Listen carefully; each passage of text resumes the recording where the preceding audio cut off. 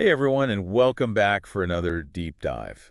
Today we're tackling a pretty controversial topic. Oh, yeah. Affirmative action. Definitely a hot button issue. Yeah, we're going to be looking at Terry Eastland's book, Okay. Ending Affirmative Action, The Case for Colorblind Justice. Interesting. Now, this book was published back in 1997, Okay.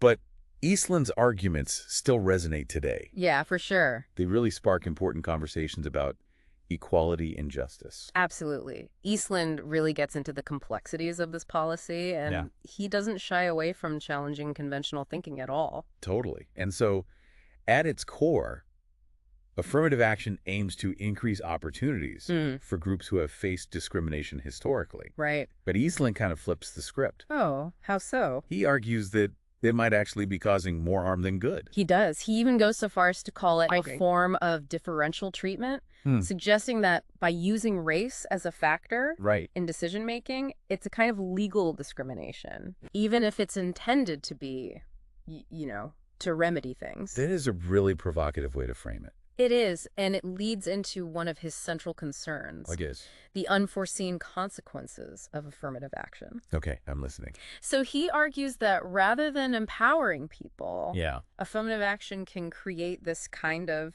psychological trap. Oh, interesting. And according to Eastland, this trap leads to self-doubt, a sense of dependency, Yep. and ultimately a feeling of entitlement instead of genuine accomplishment. You know, when I first read that, it made me think about that concept of stereotype threat. Oh, yeah, I know that one. Have you ever heard of that? Yeah, so it's like, when people are aware of those stereotypes Right. about their group, Mm-hmm. they actually perform worse, like Well- in situations where those stereotypes are relevant. That's wild. It's almost like this added layer of pressure, Yeah, I can see that. that undermines their ability. That's a great connection. It really highlights just how complex this issue is. Yeah. Eastland is saying that affirmative action, although it's supposed to help, might actually reinforce those negative stereotypes Right. and create this self-fulfilling prophecy. Yeah, it makes you wonder if by always focusing on race, we're actually keeping those divisions alive That's a good question. instead of erasing them. Right, and that brings us to probably his most controversial argument, Okay, lay it on me.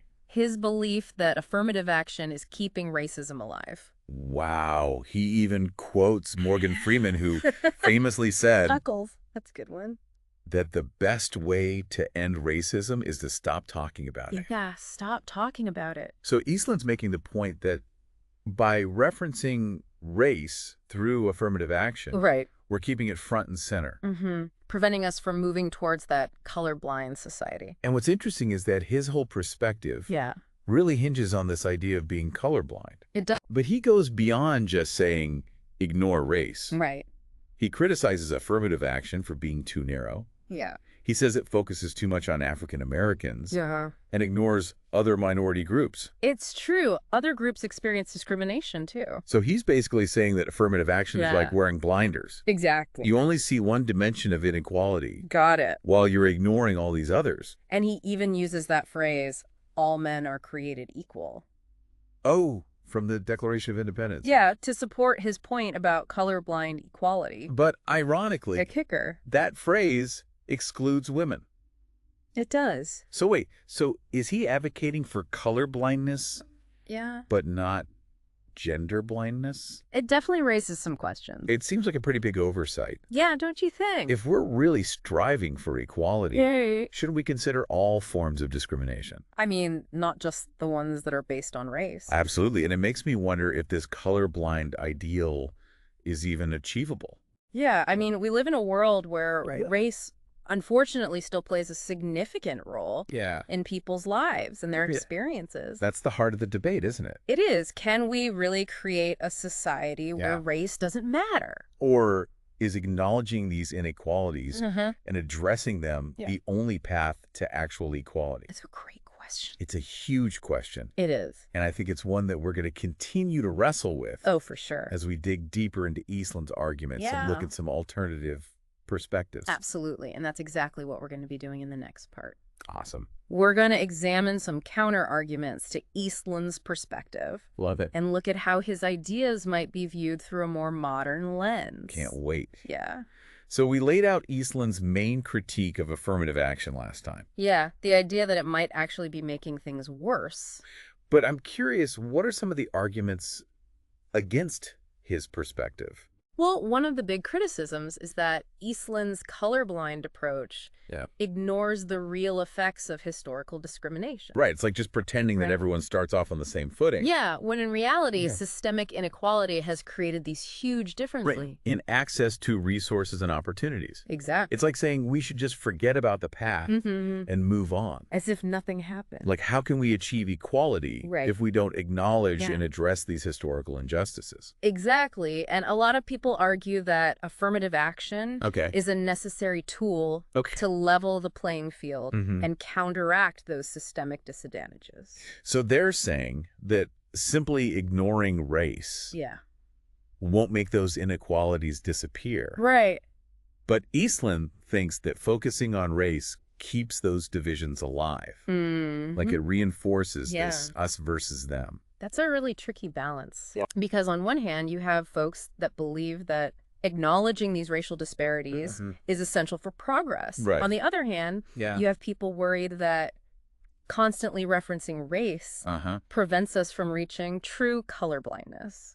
What I struggle with is his assertion that affirmative action leads to self-doubt and dependency among the people it's supposed to be helping. Right. Is there evidence to support that?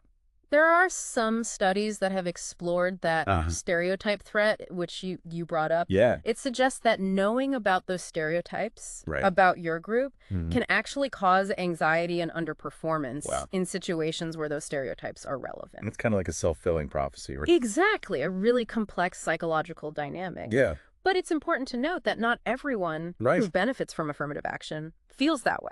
In fact, there's a lot of research that actually shows the positive impacts of these policies. So maybe the self-doubt thing is more complex than Eastland says. But what about the dependency part? Yeah. Does he show that affirmative action makes people reliant? Well, there isn't really any hard evidence to support that. Really? Some studies have even found that the people who benefit from affirmative action are just as driven and successful as their peers who didn't benefit from it. So it sounds like Eastland is basing that more on speculation. I mean, yeah, that seems to be the case. And I think it's really important to distinguish between giving opportunities and creating a sense of entitlement. Affirmative action is about removing obstacles and making sure everyone has a fair chance. Not about just giving handouts or making people feel entitled. Yeah, like leveling the playing field. Exactly. Not tilting it in one direction. Exactly. You know, one thing that stood out to me was Eastland's focus on race to the exclusion of everything else. He seems to want colorblindness, but doesn't talk about the discrimination. Right. That's a big criticism of his book, his narrow focus on race. Right. It's like he's only able to see one type of inequality. It is pretty ironic that he quotes, I know, right? all men are created equal to support his argument for colorblindness. Right. When women are left out of that phrase. Totally. It just seems like a big oversight. Yeah, especially given that he's pushing for a system where qualifications should be the only thing that matters. Right. So wouldn't that mean acknowledging and addressing all kinds of disadvantages? Absolutely. And that's where his logic kind of breaks down. If we want real equality, we need to consider all the ways that people are marginalized. Not just race or gender. Right. We have to look at socioeconomic factors, disability, sexual orientation, all these other things that can create barriers. So it's not just about being colorblind. It's about being aware of all the ways that bias and discrimination exist. Exactly. We have to broaden our view and see that inequality is much more complex. Yeah, it's not black and white. Right. We're male and female. There are so many different identities and experiences that shape people's lives. Their opportunities. This conversation has really made me see that Eastland's view, while interesting, is just too limited. I agree. He makes good points. Yeah. But he misses the complexity of inequality. Yeah. And how we need solutions that address all those complexities. I agree. And while Eastland's ideas might have resonated back then, things have changed a lot since 1997. We're having more nuanced conversations about identity now, intersectionality, systemic inequality. So where do we go from here? Right. If both affirmative action and ignoring race have problems. Yeah. What other ways can we create? Yeah. Right. Like, what are the other paths? A truly just and equal society. That's the million-dollar question. Right. And it's something we'll probably be wrestling with for a long time. Yeah. But in the last part of our deep dive, we're going to get out of this for or against mindset. And look at some different ways to achieve equality. I like it. That go beyond Eastland's framework. Okay, so we spent the last two parts really digging into Eastland's arguments. Yeah, and exploring those counterpoints. Now I want to switch gears a bit and talk about alternatives. Okay. Sounds good. If affirmative action isn't perfect, and just ignoring race isn't really an option. Right. It's not that simple. What else can we do? Yeah, that's the big question, right? What are the other paths we can take? Eastland kind of hints at wanting that colorblind society. He does. But like we've talked about, it's way more complicated than that. We can't just pretend those historical inequalities never happened. Not like hitting a reset button. So what if instead of focusing on race, we looked at the root causes of those inequalities? That's a good point. Like poverty, access to good education. Yeah. Opportunities based on where you live. Those are all huge factors. Wouldn't that be more effective? You're getting at a really important idea. Okay. A lot of people are talking about shifting from race-based affirmative action to something that considers socioeconomic factors. I like that. It's like a disadvantage blind approach. Exactly. It levels the playing field based on those disadvantages. Because someone growing up in poverty in a bad school district, they face so many challenges. no matter their race. It doesn't matter what color their skin is. It really gets at the heart of what true equality should be. It does. It's about recognizing those hurdles people have faced and offering support based on those real experiences. Not just checking a box on a form. Exactly. And this could help with that issue we brought up before, where affirmative action sometimes benefits people who are already relatively privileged. Right. Even within their own racial group. A socioeconomic lens would target resources to those who actually need them.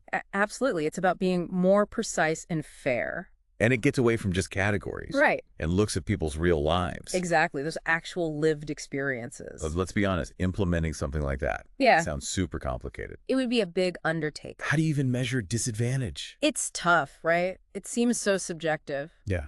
It definitely wouldn't be easy. Right. But there are models that look at things like income, parents' education levels, poverty in the neighborhood. I see. Even access to healthcare and transportation. Those are all really important. It wouldn't be a perfect system, right? But it might be more fair than what we have now. Exactly. And maybe it would avoid some of that controversy. Potentially, yeah. Around race-based affirmative action. Yeah, those debates can get pretty heated. Yeah, for sure. But we can't just assume that racism would disappear. Right. Just because we're not specifically using race as a factor. We still have to deal with all those biases. Absolutely, those ingrained prejudices. So it seems like we need a combination of approaches. I think you're right. We need to tackle those systemic barriers. Yes, those underlying systems. But also address those societal biases. Those deep-rooted biases that affect people every day. Which reminds me of something Eastland talked about. Okay. Personal responsibility. Right, that idea of individual effort. How do we balance addressing systemic issues with the importance of people taking responsibility for their own lives? That's a really crucial question. Yeah. And it often gets lost in these debates. We can't ignore personal choices. No. But we also can't pretend everyone starts off with the same opportunities. Exactly. It's about recognizing that everyone has a different starting point. It seems like it's about creating a system that offers support and opportunities when needed, while still valuing hard work. Absolutely, those core values. It's not an either thing. Right, it's about finding that balance. It's about a society where everyone has a real chance to succeed. Yeah, regardless of where they came from. And acknowledging that sometimes that means giving extra help. Yeah, to those who've faced bigger challenges. So, to sum it all up for our listeners. Yeah, let's bring it all together. We started by looking at one author's critique of affirmative action. But I think we went way beyond that. I think so too. We talked about race, equality, social will of government, personal responsibility. Huge topics, no easy answers. But hopefully this got people thinking. Yeah, gave them new perspectives to consider. Maybe even inspired some to continue these conversations. That would be amazing. Because creating a better society, a more just and equal society, takes all of us working together. It does. It's a collective effort. That's a great point. It's not about finding the perfect solution. It's about being willing to talk about these hard things. Yeah. Listen to each other. Be open to different viewpoints. And keep striving for a better future. For everyone, exactly.